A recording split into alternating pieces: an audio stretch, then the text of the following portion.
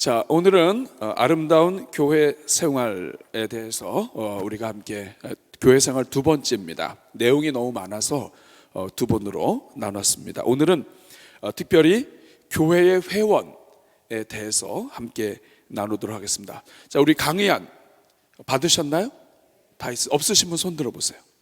없으신 분 여기 앞에 있어요. 우리 뒤에 사역자들 이쪽에, 저쪽 뒤에도 없으시네요. 자, 없으신 분 빨리 좀 나눠주세요. 자, 벌떡 일어나셔가지고 앞으로 뛰어오세요. 여기 잠깐 손 들어주세요. 네, 받았고, 없으시면 오늘 이거 많이 읽기 때문에 여러분들이 주셔야 돼요. 자, 다시 한번 손 들어주세요. 이쪽에. 네. 이쪽에. 네. 자, 이쪽에.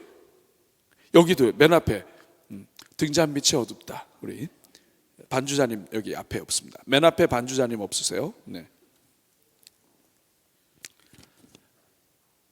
없으세요? 없어요? 손 들어. 있으세요? 있어요. 네. 자, 여기 맨 앞에 반주자님 없어요? 여기 옆에. 네. 네. 자, 주세요. 네네네. 고맙습니다.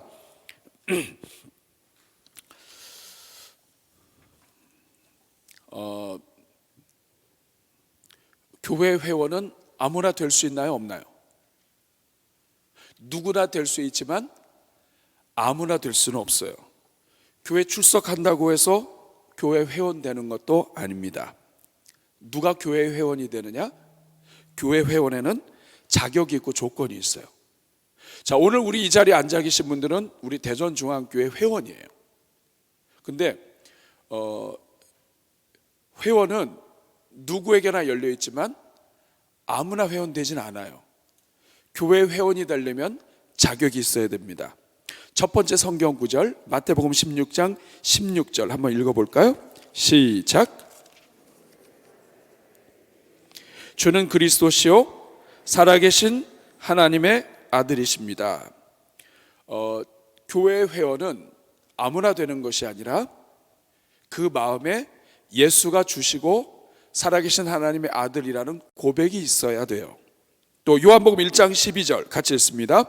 영접하는 자 곧 그 이름을 믿는 자들에게는 하나님의 자녀가 되는 권세를 주셨다. 예수님을 영접해서 하나님의 자녀가 된 사람이 교회의 회원이 될 수 있습니다. 또한 마태복음 28장 19절 시작. 모든 민족을 제자로 삼아 아버지와 아들과 성령의 이름으로 세례를 받아야 돼요. 아버지와 아들과 성령의 이름으로 세례를 받아야 됩니다. 자, 밑에 정리를 했습니다. 첫 번째 같이 읽어볼까요? 교회 회원의 자격 첫 번째 시작. 거듭나야 합니다. 예수님이 하나님의 아들이시고 그리스도이신 것을 믿고 영접하는 사람이 거듭나고 그리고 교회의 회원이 될 수 있습니다. 거듭나야 돼요. 두 번째 읽습니다. 세례를 받아야 돼요. 세례 받아야 돼요. 그래야 우리 교회에서도 세례를 받아야죠. 그래야 교회 정식 회원이 됩니다. 그리고 여러 가지 권리를 행사할 수 있죠. 그리고 세 번째, 회원으로 가입해야 돼요. 내가 예수님 믿었어요. 구원받았어요. 영접했어요. 세례도 받았어요. 그렇지만 내가 교회의 회원이 되려면 지역 교회 어느 한 곳에 들어가서 그곳에서 활동을 하셔야 돼요. 회원으로 가입해야 합니다. 내가 자발적으로 등록을 하고 그 교회 안에 들어가서 같이 공동체 생활을 해야 그 지역 교회의 회원이 되는 것입니다. 지역 교회 회원이 되려면 가장 먼저는 예수님을 믿고 영접해야 되고, 그 다음에 세례를 받아야 되고, 그리고 세 번째는 직접 교회에 등록하고 그 교회에 가입해서 그 교회를 다니셔야 되는 거예요. 자, 오늘 이 자리에 우리 교회 회원이 아닌 분들 있나요, 없나요? 네, 다 회원이죠, 그렇죠? 네. 자, 우리 옆에 분하고 한번 악수하겠습니다. 당신은 대전중앙교회 회원임을 선포하노라. 우리 대전중앙교회 회원이에요. 여러분, 대전중앙교회 회원 되는 거 쉽지 않아요, 여러분. 아무나 안 됩니다. 대전중앙교회 같이 한번 연습해 보겠습니다. 시작. 대전중앙교회 우리 회원이라고요. 따라하겠습니다. 나는 대전중앙교회 회원입니다. 천국의 열쇠가 부여되고 음부의 권세를 이기게 하신 하나님의 자녀가 되어서 이 대전중앙교회를 회원이 같이 섬기고 지키고 있는 것입니다. 자, 그러면 어느 단체든지 회원이 있으면 임무도 있어요. 밑에 한번 볼까요? 교회 회원의 임무가 있습니다. 자, 사도행전 2장 46절 시작. 마음을 같이하여 성전에 모이기를 힘쓰고 집에서 떡을 떼며 기쁨과 순전한 마음으로 음식을 먹고, 여기에 보면 마음을 같이해서 모이고 힘쓰고 떡을 떼며 순전한 마음으로 음식을 먹고, 하여간 교회 회원이 되면은 많이 먹어요. 그 자주 모여요. 그리고 이것저것 합니다. 여기에서 마음을 같이했다 하는 말씀은 마음을 같이했다, 또 성전에 모이기를 힘썼다, 집에서 떡을 뗐다 이렇게 나오는데, 마음을 같이했다, 같은 마음을 가졌다는 거예요. 그러니까 피상적으로 교회에 와서 그냥 아는 체하고 인사한다고 해서 마음을 같이 하게 되진 않죠. 그러니까 마음을 같이 했다는 것은 마음을 나누었다, 마음을 열었다, 같이 모여서 교제했다. 단순히 교제가 아니라 이것은 깊은 교제. 그러니까 초대교회에서 일어난 모습은 그냥 뭐 만나서 빠이빠이 하고 하는 수준이 아니라는 거예요. 음식을 뗐다, 이것은 떡을 뗐다. 여기 보면 집에서 떡을 뗐다 그랬는데, 이 떡을 뗐다는 것은 단순히 떡을 먹었다는 것이 아니에요. 우리 대한민국은 떡이 있지만 그 나라는 떡이 없죠. 뭐 빵이나 아마 이런 게 있을 겁니다. 그런데 떡을 뗐다는 이 말은 뭐냐면 성찬식을 했다, 함께 예배를 드리고 함께 음식을 나눴다, 아주 깊은 뜻입니다. 또 모이기를 힘썼다.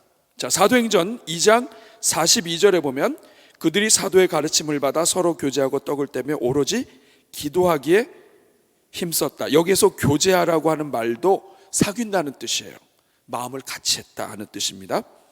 기도는 개인적인 기도도 있겠지만 함께 모여서 교회를 위한 기도, 복음을 위한 기도, 이런 기도들을 같이 했다. 자, 이런 내용들이 교회 회원의 임무입니다. 말라기 3장 10절 같이 읽겠습니다. 시작.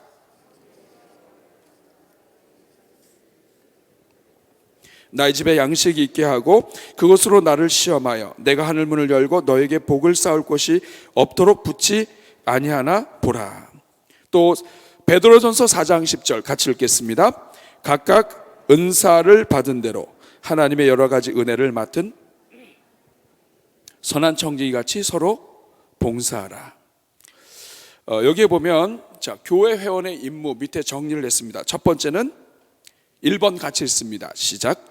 교회 정규 집회에 회원이 출석을 잘해야 되는 거죠. 함께 모여서 예배드리고 하나님을 향한 뜨거운 열정을 가지고 몸에 열심히 잘 참여하는 것, 이것이 회원의 임무이고요. 두 번째, 신앙 규범을 준수해야 돼요. 신앙생활하는 데 있어서 지켜야 할 것, 또 하나님이 원하시는 것을 순종해야죠. 세 번째는 성경과 교회의 뜻에 따라 헌금 드리는 생활을 해야 합니다. 우리가 예배 때마다 하나님 앞에 감사로 나오기도 하고, 또 우리 삶의 일부분을 떼어드리기도 하고, 또 여러 가지 이번에 성경 보내기나 이런 것들을 하면서 우리가 함께 진행을 합니다. 사실 우리가 성경 보내기 하면서도 우리가 우리 성도님들이 이 성경 보내기 하는데 많이 하실까 이렇게 생각을 했는데, 우리 성도님들이 사실 성도님들이 많이 하셨어요. 물론 더 해야 됩니다만 굉장히 많이 하셨어요. 그러니까 우리 대전중앙교회가 하나님이 원하시는 것, 기뻐하시는 일을 할 때에는 단위가 틀려지는 것 같아요. 그런 부분에 있어서는 참 감사하게 생각을 합니다. 네 번째, 교회 사업에 협조해야 한다 하는 말씀이 나옵니다. 우리가 저를 보세요. 설명을 좀 해드리겠습니다. 우리가 성경을 읽다 보면 디스크립션 한다 그러죠. 설명하는 게 나옵니다. 서술적인 거. 성경을 읽다 보면 이런 일이 있었더라, 예수님이 이렇게 하셨더라, 또 이렇게 하셨더라, 이런 일이 있었더라, 초대교회가 이랬더라, 이런 여러 가지가 나와요. 이렇게 성경을 읽다가 서술하는 것들, 성경이 성도들이 어떻게 살았는지 묘사하고 기록하고 서술한 것들이 나왔을 때 우리가 이것은 과거에 신앙생활을 하면서 이런 것이 있었더라 하는 표현들이에요. 근데 반면에 이런 것이 있었더라 하는 표현도 있지만 그런 표현이 아니라 성경을 읽다 보면 하나님이 명령하시는 것이 있어요. 명령하시는 것이 있어요. 이런 것들은 하나님이 오늘 우리에게 요구하시는 것들이죠. 프리스크립션이라고 해요.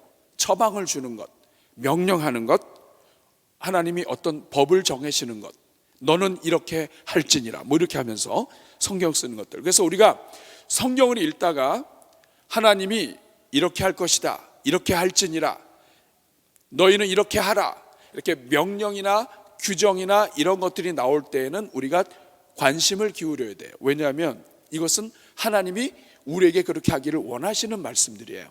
그런데 그것이 아니라 서술되어 있는 것들은 우리가 이렇게 해야 된다라고 하는 명령이 아니에요. 예를 들어서 아브라함이 애굽에 갔는데 애굽에 가면서 이렇게 얘기를 했어요. 내가 이번에 가면 죽을 수도 있어. 잘못하면 당신이 너무 아름다워. 그러니까 당신을 내가 누이라고 부를게. 그러니까 나를 오빠라고 불러. 그래서 아내라고 그랬다가 당신이 너무 아름다워가지고 당신을 차지하기 위해서 나를 죽이면 나 끝나는 거 아니야. 그러니까 남편이라고 하지 말고 오빠라고 그래.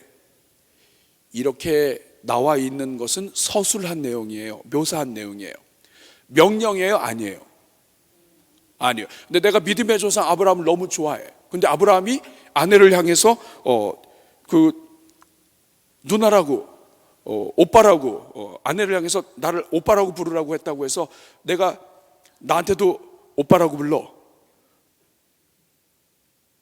이건 아니죠, 그렇죠? 예. 성경을 읽다가 예수님이 하나님이 구체적으로 규정을 정해 주시든지 명령을 주시든지 하는 것은 우리가 관심을 가지고 기억을 해야 돼요. 그리고 설명한 것들, 이런 것들은 우리가 이렇게 하니까 신앙생활에 도움이 되겠구나 하는 것이지, 이것을 가지고 규정을 만들어서 하게 되면 올무가 됩니다. 그래서 우리가 성경을 읽다가 은혜를 받아도 잘 받아야 돼요. 어떤 사람은 하라 하지 마라, 성경을 통해서 십계명을 주시고 이런 계명을 주셔서 구체적으로 명령을 해주신 것만 해도 꽤 많은데, 그렇지 않은 것까지도 은혜 받아가지고 그렇게 내가 해야 된다고 뭐 자기만 그렇게 하는 건 괜찮은데 또 다른 사람한테 가서도 예수님이 이렇게 하셨으니까 너도 이렇게 해야 된다라고 하면 그거는 우리 주님이 우리한테 명하신 명령은 아니다 하는 거예요. 이 부분을 조심해야 돼요. 그렇지 않으면 우리가 받은 은혜로 다른 사람을 율법으로 사람을 억누를 수 있어요. 그래서 우리가 은혜 받을 때에는 잘 받아야 된다. 그리고 내가 믿음을 가지고 적용할 수 있는 있어요. 근데 내가 믿음을 가지고 적용한 것을 다른 사람에게 강요할 수는 또 없습니다. 왜냐하면 하나님께서 우리에게 명하지는 않으셨기 때문이에요. 그래서 여러분들이 이 부분을 잘 기억을 하셔야 돼요. 그래서 성경을 읽다가 하나님께서 성경을 통해서 너희는 이렇게 할지니라, 이렇게 할 것이다, 나는 이렇게 하는 것을 기뻐한다, 뭐 이런 말씀이 나올 때에는 여러분이 정신을 차려야 돼요. 왜냐하면 그 안에는 세월이 흘러서 변화되는 그러한 율법들도 있지만 그 안에는 하나님의 뜻이 있다고요. 하나님의 마음이 담겨 있어요. 그런데 하라 하지 마라 이런 게 아니라 초대교회가 이렇게 했더라, 누구는 이렇게 했더라, 베드로가 이렇게 했더라, 이렇게 설명하는 것들은 여러분이 은혜를 받아도 되지만 그 은혜 받은 말씀을 나한테 적용을 해가지고 내가 이렇게 해야 되고 너도 이렇게 해야 된다 하시면 안 돼요. 그러면은 바리새인들처럼 됩니다. 성경에 나와 있지 않은 것을 규정으로 만들어서 그것을 다른 사람한테 부과하게 되면 그것이 짐이 된다고요. 그래서 하나님이 명령하신 것은 순종하고, 신앙의 선조들이 이렇게 살았다는 것은 나도 그렇게 살기 위해서 본을 받고, 이렇게 여러분들이 신앙생활 하시면 되겠습니다. 근데 여기에 보면 교회 회원의 임무 가운데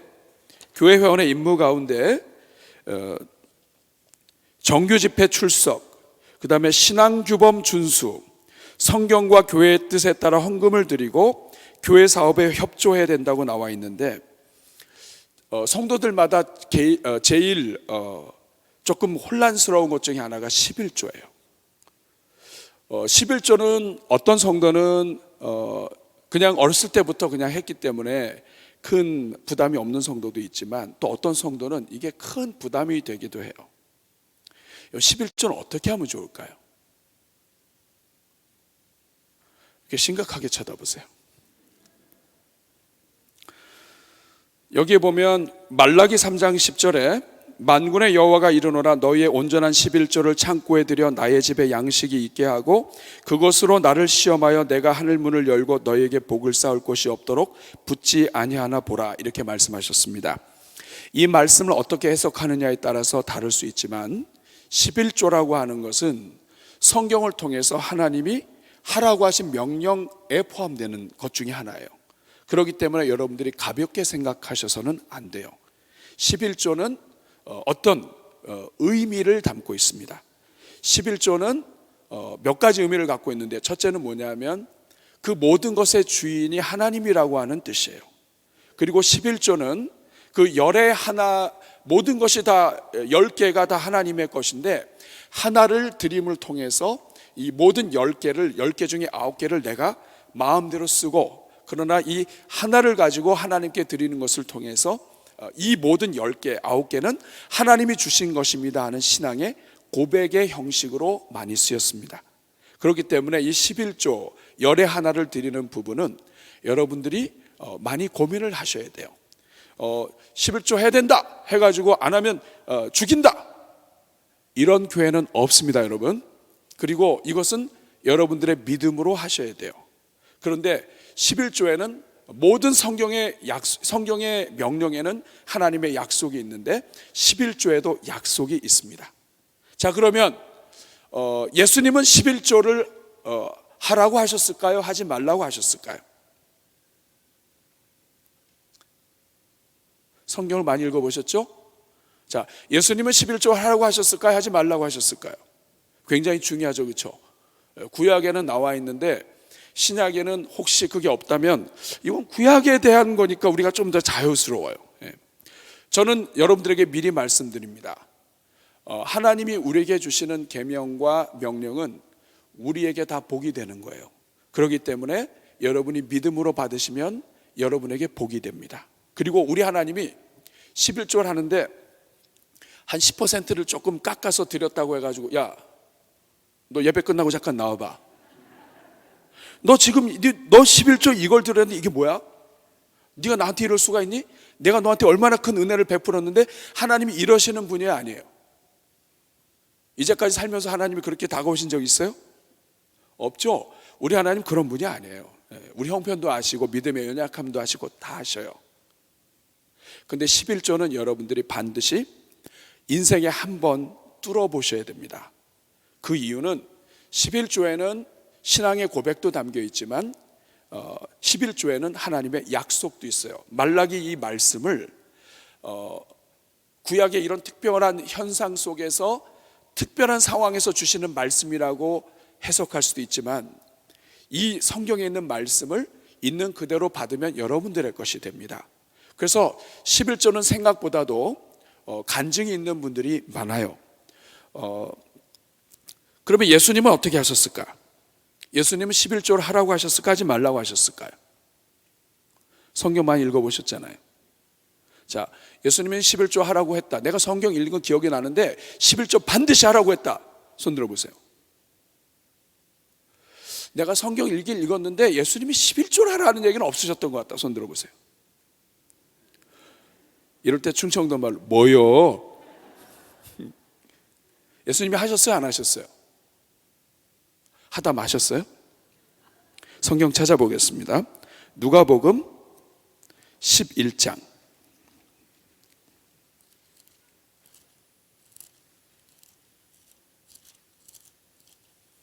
누가복음 11장 42절 같이 읽겠습니다. 누가복음 11장 42절 같이 읽겠습니다. 시작. 화 있을진저 너희 바리새인이여, 너희가 박하와 운향과 모든 채소의 11조는 들이되 공의와 하나님께 대한 사랑은 버리는도다. 그러나 이것도 행하고 저것도 버리지 말아야 할지니라. 이 말씀을 통해서 보면 예수님은 11조를 하지 말라고 하셨나요? 자, 이 말씀을 보면 바리새인들이 지금 화 있을진저 하면서 이야기합니다. 바리새인들이여, 너희가 박하와 운향과 모든 채소의 11조를 드렸다. 바리새인들이 얼마나 꼼꼼했냐 하면 박하에 대해서도 운향에 대해서도 채소에 대해서도 우리가 살면서 얻게 되는 모든 종류의 소득과 소산물에 대해서 11조를 드렸다는 거예요. 그런데 뭐를 빼먹었습니까? 모든 채소의 11조는 드리되 공의와 하나님께 대한 사랑은 버리는도다. 야, 너는 물질로는 하나님이 주인이라고 하면서 고백하지만 실질적으로는 너는 공의도 버렸고 사랑도 버렸다. 하나님이 진정으로 원하시는 것은 마음부터 오는 것을 원하시는데 너는 물질로는 11조를 드렸지만은 공의와 사랑, 너의 마음으로는 하나님께 전심을 못했다. 그 다음에 하시는 말씀을 보면 그러나 이것도 행하고 저것도 버리지 말아야 할지니라. 이 말은 뭐냐면 너희가 하나님에 대해서 물질의 11조를 드렸다면 그것 좋다, 그것도 행하고, 그러나 이것만 행해서는 안 되고 공의와 사랑과 영혼들을 섬기는 것과 이 사회를 법대로 바로 세우고 또 교회의 질서를 바로 세우고 하는 이 모든 일에 있어서도 너희가 잘해야 할 것이다. 사랑으로 섬겨야 할 것이다. 다시 말하면 우리 주님은 11조 제도와 이런 부분에 대해서 인정하신 거예요. 그리고 그렇게 하나 이걸 버리고 이것만 하고 이건 버리고 이건 버리고가 아니라 물질의 영역에서나 우리의 신앙생활의 모든 영역에 있어서 하나님께 온전한 마음으로 드리고 누가 주인인지를 바로 잡고 하나님 앞에서 바로 살아야 할 것이다 하는 것을 우리 주님이 말씀하신 것입니다. 사랑하는 여러분, 11조는 헌금의 최소한의 액수예요. 정말 주님을 사랑하는 사람들, 우리가 하나님 사랑하면 여러분 11조가 뭡니까? 10의 2, 10의 3도 들어가. 여러분 신앙생활 하다 보면 여기 교회 일꾼들, 신앙생활 오래 하신 분들 보면 은혜 받고 할 때 보면 열의 하나가 아니에요. 더 많이 들어가요. 그런데 하나님은 열의 하나를 가지고 이 모든 물질의 주인이 하나님이심을 고백하도록 하신 거예요. 동산 안에 선악과를 놓고 모든 것은 먹을 수 있지만 이것을 통해서 하나님이 주인이시고 너는 피조물이라고 하는 것을 기억하게 하신 것처럼 11조는 우리 인생에 주시는 모든 물질의 주인이 하나님이시라고 하는 것을 고백하는 신앙의 고백의 한 부분입니다. 그래서 여러분들이 11조를 계속 하셨던 분들은 이것은 하나님이 구약의 약속도 하셨고 예수님을 통해서 막지 않으신 신앙의 고백이구나. 그러므로 내가 이 부분에 대해서 두려워하지 말고 믿음으로 계속 나가야 되겠구나 이렇게 생각하시고 그동안의 11조나 이런 부분에 있어서 좀 주저하시고 하셨던 분들은 이번에 이 비전 클래스를 하면서 여러분들이 하나님 앞에서 이 부분에 대해서 묵상하시고 이 부분을 놓고 한 번은 여러분들이 뛰어넘을 수 있는 그런 은혜가 있기를 바랍니다. 11조는 작게 벌 때 시작해야 돼요. 여러분, 우리 하나님이 살아계시고 우리 하나님이 진짜 모든 것의 주인이라면 여러분 이 11조는 저축과도 같은 거예요. 그러면 여러분 우리 하나님이 주인이신데 그 하나님 앞에 주인으로 신앙 고백하는 게 복을 받겠어요? 아니면 그 하나님이 주인인데도 불구하고 그냥 다 내가 주인입니다 하는 게 복을 받겠어요? 당연히 하나님을 인정하고 하나님께 투자하는 것이 복을 받죠. 또 더군다나 이 11조는 구약 성경에서 교회가 함께 가난한 자와 연약한 자들과 주변을 세우고 공공의 일을 공의를 세우는데 이 11조를 많이 사용을 했어요. 그래서 11조를 하는 그 자체가 복이입니다. 그런데 문제는 뭐냐면 11조는 조금 벌 때 시작을 해야 돼요. 제가 살아보니까 그래요. 많이 벌 때 11조를 하게 되면 시험 들어요, 여러분. 근데 11조를 여러분 어렸을 때부터 여러분 자녀들한테 시켜야 돼요. 돈 얼마 안 될 때 1,000원 주고 100원 하게 하고, 이렇게 해서 시켜야지 애들이 조금 늘어도 하고 조금 늘어도 하는 거예요. 그런데 사업에 성공하면 11조 하겠습니다. 못합니다, 여러분. 못해. 사업에 성공하면 수입이 엄청날 텐데 그 11조를 어떻게 해요, 여러분? 지금 여러분, 제가 대전중앙교회에 와서 헌금과 11조에 대해서 가르친 적이 없어요. 그런데 이 비전 클래스 과목 중에 나오기 때문에 진행하는 거예요. 그런데 담배 태우시는 분이 나 내일부터 끊겠다, 이런 분은 절대로 못 끊습니다. 11조도 마찬가지예요. 어렸을 때, 소득이 적을 때, 열에 하나 들여도 티 안 날 때, 아유 하나 있으나 마나, 100원 중에서 10원 하는 거, 이거 100원도 있으나 마나인데 그 중에 하나 하는 거, 이게 아무것도 아니라고 생각할 때부터 하게 해야 이것이 11조가 쉬워요. 안 그러면 여러분 이게 버티지 못합니다. 어떤 분이 비즈니스 하는데 그 사업장에 가서 이제 담임 목사님이 축복 기도를 해줬습니다. 처음에는 11조가 50불이었어요. 50불이면 한 5만 원이라고 생각합시다. 자, 그러면 11조가 50불이면 수입이 얼마예요? 50만 원. 그런데 이분이 점점 이 사업이 잘 되시고 그래가지고 11조가 100불이 됐어요. 10만 원. 그러면 자, 11조가 10만 원이면 수입이 얼마예요? 100만 원. 그다음 이분이 이제 11조가 100만 원이 된 거예요. 그럼 여러분 11조가 100만 원이면 수입이 얼마예요? 자, 그럼 여러분 같으면 11조 100만 원 하겠어요? 이분이 11조를 200만 원을 하게 됐어요. 여러분 같으면 하겠어요? 그래서 이분이 그랬습니다. 목사님, 이거 너무 금액이 커져가지고 이거 이 11조 못 하겠습니다. 이거 200만 원이 됐습니다. 그때 담임 목사님이 그러면 제가 가서 좀 기도 좀 해드릴게요. 저 11조를 좀 덜 내게 해달라고 기도하면 될까요? 여러분, 11조라고 하는 것은 열에 하나를 드리고 열의 구는 내가 쓰는 거예요. 그러니까 하나님이 원래 다 하나님의 것인데 나한테 주셨으니까 감사해서 하나는 드리고 나머지 9개는 내 것처럼 쓰는 거예요. 여러분, 그러면 50만 원을 벌 때 5만 원 11조면 내 수입이 50만 원이란 얘기죠. 그런데 내 11조가 200만 원이 되면 이 11조가 200만 원 된 것만 아까워해요. 뒤집어서 생각하면 내 수입이 얼마큼 늘었어요? 50만 원에서 2천만 원으로 늘었다고요. 그러면 하나님이 나에게 은혜를 주셔서 이만큼 늘게 한 부분을 생각해야 되는데 우리 인간이 사실 그렇지 못해요. 그러다 보니까 하나님께 드리는 것은 커 보이고 내가 받은 것은 작아 보이는 거예요. 그래서 여러분들께서 이 11조에 대한 부분은 잘 고민을 해보시고, 또 제일 좋은 방법은 이거예요. 그냥 11조고 뭐고 간에 하나님을 난 사랑해서 하나님이 원하시면 그냥 다 드리고 싶은 마음, 이 열정이 있는 이 사람은 11조고 뭐고 시험에 들 일이 없습니다. 그런데 결국 아깝다고 하는 이 부분은 결국은 하나님을 사랑하는 부분에 대한 문제가 생기고, 또 하나는 뭐냐면 내 삶의 모든 환경이 내가 하지 않으면 안 된다, 하나님께 다 달려있다라고 하는 신앙 고백보다 하나님이 날 안 도와주시기 때문에 내가 다 해서 살아야 된다라고 하는 이러한 마음이 있을 때 더 못하는 거예요. 그러므로 여러분, 저는 그렇습니다. 목회자로서 이런 비슷한 경험들을 많이 해요.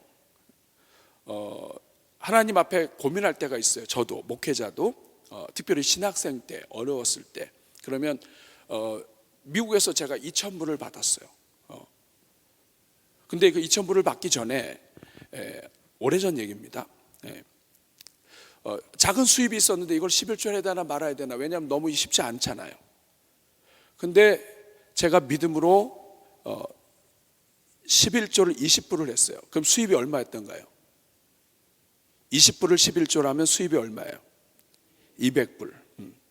그래서 제가 하나님 앞에 20불을 드렸어요. 근데 그 다음에 제가 받은 금액이 2000불이었습니다.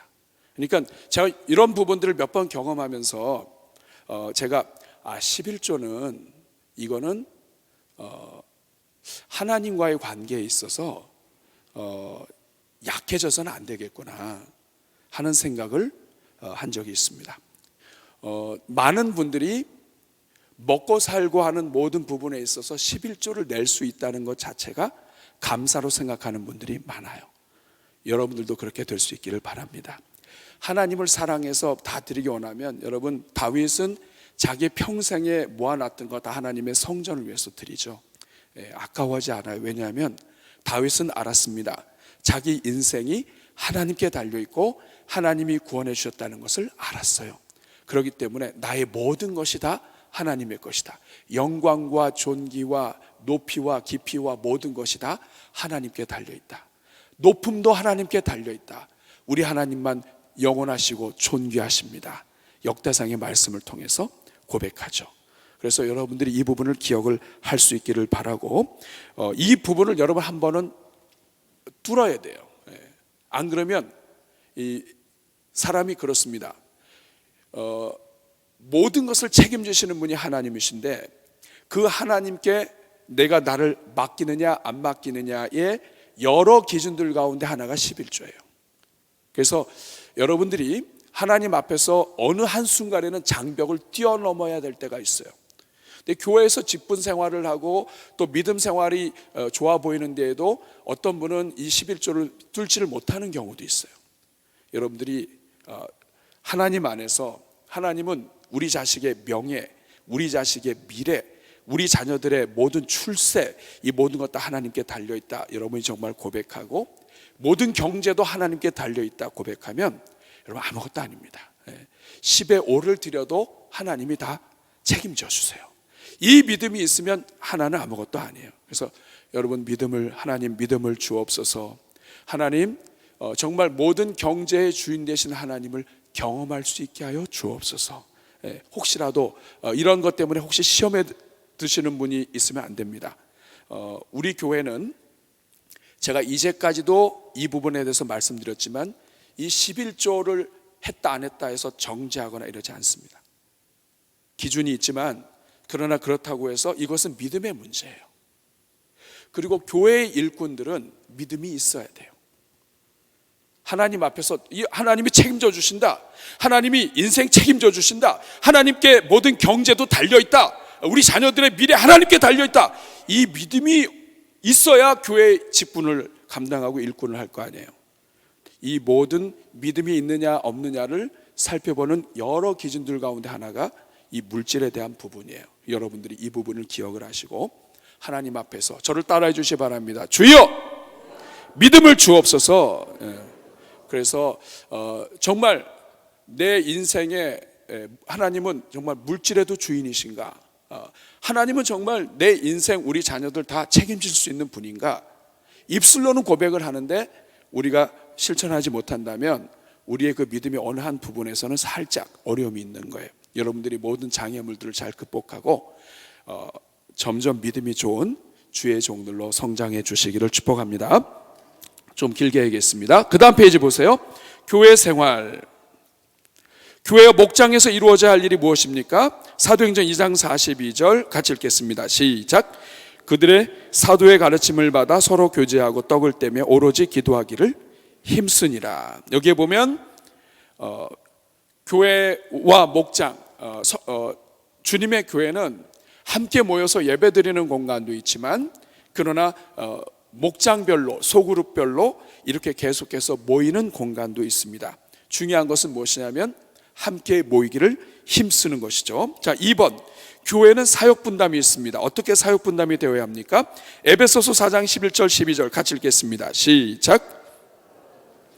어떤 사람은 선지자로, 어떤 사람은 복음 전하는 자로, 어떤 사람은 목사와 교사로 삼으셨으니 이는 성도를 온전하게 하여 봉사의 일을 하게 하며 그리스도의 몸을 세우려 하심이라. 자, 여기에 보면 11절과 12절에 사역 분담이 이루어져 있습니다. 자, 11절에 열거된 사역자들은 사도가 있고 선지자가 있고 복음 전하는 자가 있고 목사와 교사가 있습니다. 예수님께서 제자들을 세우셔서 사도로 세우시고 사도를 통해서 교회를 세우게 하셨습니다. 이 교회를 세우는데 선지자들이 필요했고 복음 전하는 자들이 필요했고 그리고 이 한 지역 교회 안에서 계속해서 영혼들을 섬기는 목사와 교사가 필요했습니다. 2번 문제 보면 목사의 역할은 무엇입니까? 11절에 보면 사도를 세웠던 선지자를 세웠던 교사와 목사로 세웠던 여기에 보면 사도도 있다가 없어졌고 선지자도 복음 전하는 자도 그 당시에 순회 전도자들 직분은 그 역할은 남아있지만 그 당시에 있던 사람들은 없어졌습니다만 목사와 교사는 오늘날 이 땅의 교회에 계속해서 존재하고 있는데 이번 문제에 보면 목사의 역할이 무엇입니까? 나옵니다. 12절에 목회자의 역할이 무엇입니까? 성도를 온전하게 하여 봉사의 일을 하게 하며 그리스도의 몸을 세우는 것. 다시 말하면 하나님께서 교회에 주신 영혼들을 양육하고 훈련해서 온전한 일꾼, 봉사를 감당하는 일꾼, 그리스도의 그 천국 열쇠를 가지고 하나님의 선한 손과 발이 되어 세상을 섬기는 사람들, 이런 사람들을 세우는 것, 이것이 목사의 역할입니다. 그러면 성도의 역할은 무엇입니까? 오늘 11절 12절에 성도의 역할이 나옵니까? 성도의 역할은 무엇입니까?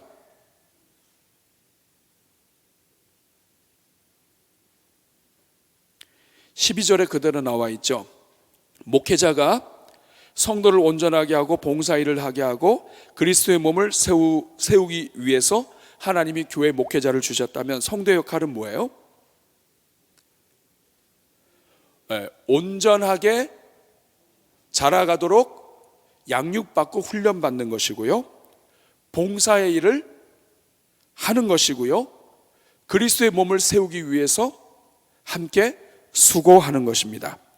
그러므로 하나님께서는 이 땅에 교회를 세우시고 예수님께서 내 교회를 세우겠다고 하셨는데 이 교회를 세우기 위해서 하나님이 사역자를 주셨고 사역자를 통해서 성도들을 양육하고 훈련하고 정말 제일 말하기 어려운 것이 물질에 대한 것인데 오늘 저는 통과했습니다.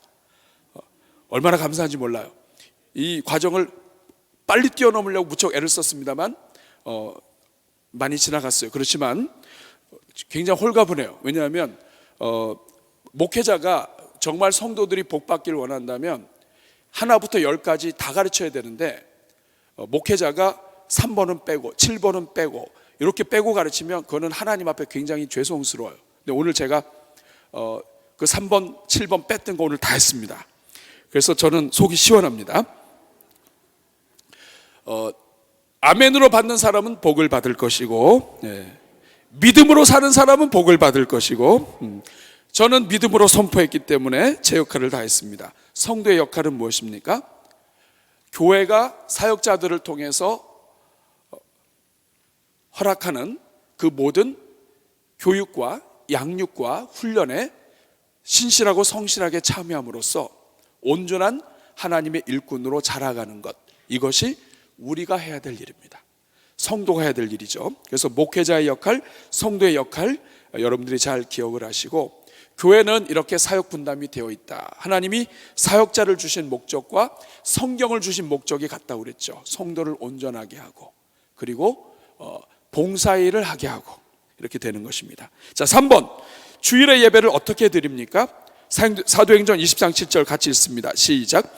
그 주간의 첫날에 우리가 떡을 떼려 하여 모였더니 바울이 이튿날 떠나고자 하여 그들에게 강론할세 말을 밤중까지 계속하매. 주일에 어떻게 예배를 드립니까?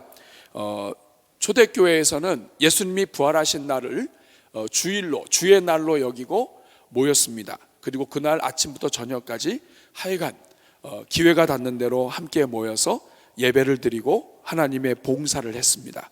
그래서 그 전통을 가지고 오늘 우리도 계속해서 아침부터 이른 새벽부터 나와서 우리 찬양대들은 아마 지금 굉장히 피곤할 거예요. 특히 일부 할렐루야 찬양대는 몇 시에 나오나요? 교회 도착 시간이 몇 시예요? 6시 반 40분. 예. 그러니까 지금 약간 강경파는 6시까지 나와야 된다고 얘기하고 약간 온유파는 6시 40분까지만 나오면 된다 이렇게 얘기를 하십니다. 네네. 항상 지적을 받는 사람들도 있습니다. 예. 중요한 것은 6시에 나오든 6시 40분에 나오든 인간이 할 일은 아니죠. 그렇죠? 예. 그런데 그 인간이 주일날 6시까지 나오고 6시 40분까지 나와서 할렐루야 찬양대를 한다. 이거 쉬운 일이 아닙니다. 우리 할렐루야 찬양대 우리 박수 한번 하겠습니다. 박수. 자, 베델 찬양대는 몇 시까지 나오시나요? 네? 7시? 7시 50분. 하여간 7시부터 7시 50분 사이에 베델 찬양대가 옵니다. 큰 차이가 없네요. 6시나 6시 40분이나 7시나 7시 50분이나 베델 찬양대가 열심히 많이 하시는 것 같아요. 우리 베델 찬양대 고맙습니다. 박수 한번 하겠습니다. 주일학교 교사들 손 들어보세요. 교사들 손 내리시고. 자, 교사들은 보통 몇 시에 교회 오세요? 6시? 시간이 자꾸 빨라지는 것 같아요. 영유아부 교사는 영유아부가 2부도 예배드리고 3부도 예배드리죠. 자, 영유아부 교사도 손 들어보세요. 몇 시에 오세요? 일찍 와요. 네. 시온 찬양대 몇 시에 옵니까? 9시. 별로 차이가 안 나요. 2시간 전에 오네. 다 9시예요? 9시 10분? 네. 자꾸 늦춰지고 있어요. 네. 자, 우리 1부, 2부, 3부 찬양대 감사합니다. 우리 교사들 감사합니다. 봉사하신 분들 감사합니다. 수고하겠습니다. 박수하겠습니다. 우리 교회에 가장 그 3D 사역 업종이 있죠. 차량 봉사대, 주차, 차량 봉사하시는 분들. 이분들은 여름에는 햇빛에, 겨울에는 추위에, 그리고 눈보라에는 눈보라에 고생하십니다. 그리고 제일 감당하기 어려울 때는 들어오지 말라고 하는데도 밀고 들어올 때, 그럴 때 밀리느냐 아니면 내가 미느냐 이 생사의 위기 속에서 계속 밀려서 저한테 와가지고 막 오늘도 밀렸습니다 이러면서 하시는 분들이 있어요. 여러분 주차 차량 봉사하시는 분들 여러분 불쌍히 여기셔야 돼요. 이분들은 자기들을 위해서 들어오지 말라는 거 아니에요. 기다리라 그러면 좀 기다리세요. 바쁘다고 막 밀고 들어와요. 밀지 않기를 바랍니다. 우리 주차 차량 봉사대 박수. 교회의 주방을 담당하시는 분들 참 수고 많아요. 자, 주일날 밥을 먹기 위해서는 언제 준비를 하나요? 토요일날. 토요일날 우리 주방팀 몇 시에 오세요? 9시. 한참 고민하시더니 9시 그러시는 것 같아요. 만나도 봉사도 있고 해서 일찍 오셔서 준비해서 토요일날 다 음식 준비해 놓고 이제 주일날 하죠.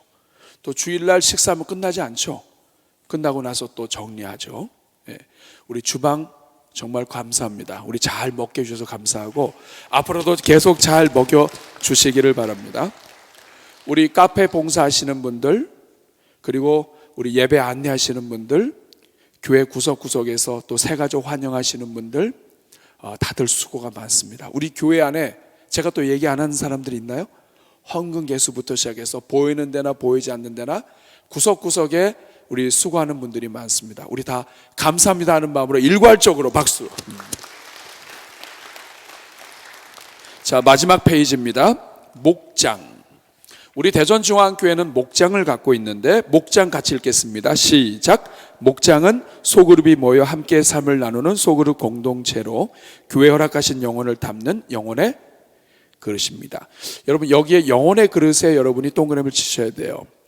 우리가 예배에 나오는 인원이 이 영혼을 담는 그릇이 아니라 영혼을 담는 그릇은 목장이다.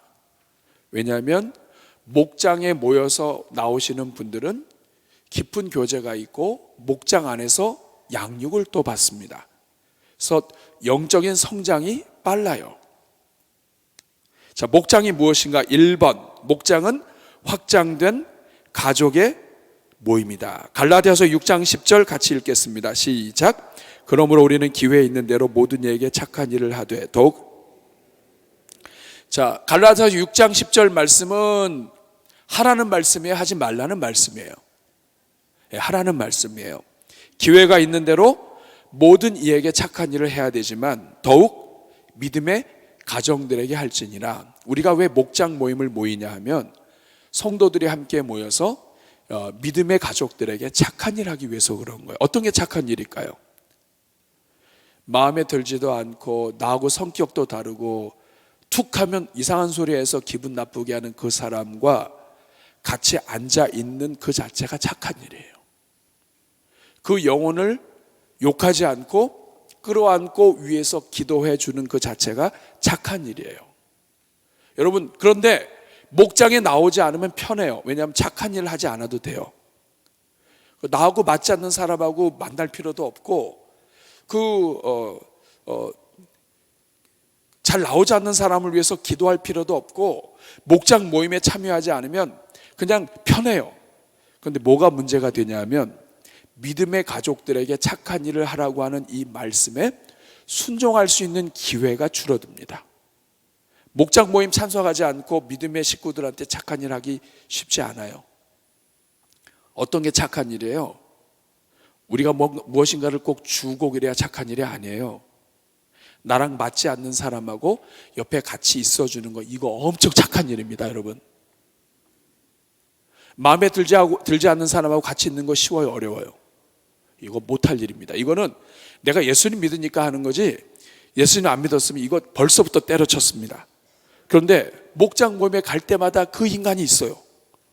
그러면 그 인생 옆에서 앉아서 엉뚱한 소리 하는데도 축복해주고 또 같이 기도해주고 손잡아주고, 이거요, 여러분이 볼 때는 굉장히 교회 다니는데 장애물이 될지 모르지만 하나님 앞에서는 엄청 착한 일이에요. 그러므로 여러분, 목장 모임에 참여하는 것이 착한 일을 하는 기회입니다. 믿음의 성도들에게 더욱 착한 일을 할지니라. 이 말씀에 순종하기 위해서 초대교회에서부터 성도들이 모였어요. 모여서 가난한 자를 위해서 돕기도 하고 먹을 것을 주기도 하고 섬기기도 하고 같이 교제하기도 하고 했는데 이것 자체가 착한 일이에요. 믿음의 가족들에게 착한 일을 하는 거예요. 여러분이 만약에 목장 모임을 하지 않는다, 그럼 여러분은 착한 일을 할 기회를 상실합니다. 그러므로 대전중앙교회에서 정말 일꾼이 되고 정말 다른 사람을 섬길 수 있는 사람이라면 목장 모임에 나와야 돼요. 목장 모임에 나오지 않으면서 교회 일꾼 된다, 그거는 말이 안 됩니다. 왜냐하면 목장 모임에 참여하면서 연약한 자들, 힘든 자들을 끌어안고 그들과 함께 있는 그 자체가 착한 일이에요. 그리고 그 착한 일을 하는 사람이 하나님의 교회 일꾼들이 돼야 합니다. 왜냐하면 순종했으니까. 그러므로 여러분, 우리 대전중앙교회 이 비전 클래스에 참여하고 또 오예배에 계신 여러분들은 교회에서 하는 모임, 목장 모임, 여러분이 소중히 여기셔야 돼요. 기회 있는 대로 모든 이에게 착한 일을 해야 되지만 여러분, 모든 이에게 착한 일을 하는 게 쉽지가 않습니다. 사람들을 만나야 착한 일을 하죠. 그런데 교회 안에서 목장에서 성도들이 모이는 것만 잘 나가도 거기서 굉장히 힘들었다, 그 자체로 착한 일이에요. 2번, 목장은 코이노니아가 이루어지는 곳입니다. 코이노니아는 교제하는 것을 이야기합니다. 빌레몬서 1장 5절 6절 같이 읽습니다. 시작. 주 예수와 및 모든 성도에 대한 내 사랑과 믿음이 있음을 들음이니 이로써 내 믿음의 교제가 우리 가운데 있는 선을 알게 하고 그리스도께 이르도록 역사하느니라. 밑에 1번 읽겠습니다. 시작. 건전한 소속감과 안정감을 주는 것이 바로 이 목장입니다. 같이 읽습니다. 목장 소그룹에서는 사람들이 그룹 애착심으로 인해 건전한 소속감을 갖게 됩니다. 특히 군중 속에 고독을 느끼는 현대인들이 건전한 소속감을 갖는 심리적, 영적 건강을 위해 아주 중요합니다. 2번, 삶을 나눌 수 있는 공간입니다. 같이 읽습니다. 주일 예배를 비롯한 대규모 모임은 삶을 나누기가 어렵습니다. 그러나 목장 모임은 소그룹으로 모이기에 성도들 간의 삶을 나누도록 돕습니다. 3번, 치유가 일어나는 공간입니다. 서로 마음을 터놓고 얘기할 수 있어서 심령의 치유가 빈번하게 일어납니다. 다른 사람의 얘기를 들으면서 다른 사람도 나와 같은 처지에 있다는 것을 발견하고 마음을 열게 되고 속에 있는 것을 말하다 보면 자기도 모르는 사이에 치유가 일어납니다. 저는 여러분들의 목장마다 이런 은혜가 있기를 바라고, 이 목장을 섬기는 목자들은 굉장히 힘들죠. 그런데 여러분, 이 목자, 영혼을 섬기는 목자일 복이 많은 자리입니다. 3번, 목장은 배움과 성장이 이루어지는 곳입니다. 골로새서 1장 6절 시작. 이 복음이 이미 너희에게 이름에 너희가 듣고 참으로 하나님의 은혜를 깨달은 날부터 너희 중에서와 같이 또한 온 천하에서도 열매를 맺어 자라느니라. 그래서 서로 배우면서 자라는 곳이 목장입니다. 4번 같이 읽습니다. 시작. 목장은 전도 지향의 소그룹입니다. 사도행전 2장 46, 47절. 날마다 마음을 같이하여 성전에 모이기를 힘쓰고 집에서 떡을 떼며 기쁨과 순전한 마음으로 음식을 먹고 하나님을 찬미하며 또 백성에게 칭송을 받으니 주께서 구원받는 사람을 날마다 더하게 하시니라. 성도들이 함께 모일 때에 구원받는 사람이 더하게 되는데, 이 더하게 되는 것은 목장 모임을 통해서, 그리고 이 모든 것이 함께 갈 때에 연결이 된다. 성도들이 잘 모이고 모인 곳에서 사랑이 넘치면 자연스럽게 바깥에 있는 사람들이 그 안으로 흘러 들어온다 하는 말씀이에요. 오늘은 교회의 회원의 자격, 그리고 의무, 그리고 우리 대전중앙교회가 목장 사역을 통해서 영혼들이 복을 받도록 하고 있다 하는 것을 오늘 함께 나누었습니다. 아무쪼록 여러분들이 하나님과의 관계에서 정말 날로 성장하고, 그리고 나랑 맞지 않는 사람을 피하는 것이 상책이 아니라 맞지 않는 사람임에도 불구하고 하나님이 곁에 두셨을 때는 이유가 있습니다. 여러분이 그것을 기억하시고 잘 견디셔서 하나님 안에 복을 누리는 종들 되시길 바랍니다. 우리 가슴에 손을 얹고 같이 기도하겠습니다.